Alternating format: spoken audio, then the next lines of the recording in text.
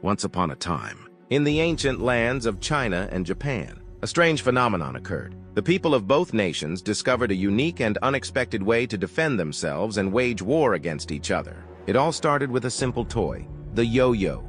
In China, a young inventor named Li Wei had always been fascinated by the yo-yo. He spent countless hours perfecting his yo-yo skills, mastering various tricks and techniques. One day, while practicing in his workshop, he had a brilliant idea. What if he could weaponize the yo-yo? Li Wei began modifying the yo-yo, adding sharp metal edges to its wooden frame. He attached a thin, sturdy wire to the yo-yo, allowing him to control its movements with greater precision. He called his creation the yo-yo blade. News of Li Wei's invention spread quickly throughout China, and soon, the emperor himself took notice. Intrigued by the potential of the yo-yo blade, he commissioned Li Wei to train an elite group of warriors, known as the Yo-Yo Corps. These warriors would wield the yo-yo blade as their primary weapon, using it to defend the empire against any threats.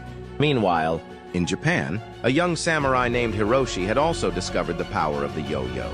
Hiroshi was known for his exceptional swordsmanship, but he found himself drawn to the yo-yo's unique abilities. He began experimenting with different designs and techniques, eventually creating the yo-yo katana.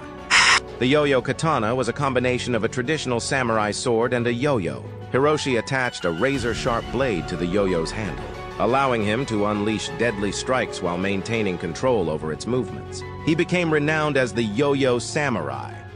Word of Hiroshi's remarkable invention spread across Japan, capturing the attention of the shogun. Recognizing the yo-yo katana's potential, the shogun ordered Hiroshi to train a group of samurai, known as the Yo-Yo clan, in the art of yo-yo combat. These samurai would become a formidable force, defending Japan from any enemies that dared to challenge its sovereignty. As tensions between China and Japan escalated, both nations prepared for a war unlike any other. The Yo-Yo Corps and the Yo-Yo clan were ready to face each other on the battlefield, armed with their deadly yo-yo weapons. The first clash between the Yo-Yo Corps and the Yo-Yo clan was a spectacle to behold. The air was filled with the whirling sounds of yo-yos being swung and the clash of metal against metal. Warriors from both sides displayed incredible skill, using the yo-yo's momentum to launch devastating attacks and counter their opponents' moves. The war between China and Japan raged on, with each side constantly refining their yo-yo weapons and techniques. The yo-yo blade and the yo-yo katana became symbols of their respective nations' strength and resilience. However, as the war progressed, both Li Wei and Hiroshi began to question the purpose of their creations. They realized that the yo-yo, originally meant to bring joy and entertainment, had been transformed into a tool of destruction. Deeply troubled by this revelation, Li Wei and Hiroshi secretly met to discuss a solution. Together, they proposed a peace treaty, suggesting that China and Japan put an end to the conflict and find a way to reconcile their differences. The emperor and the shogun agreed, realizing the futility of the war and the potential for a brighter future. And so, the war that had once consumed China and Japan came to an end.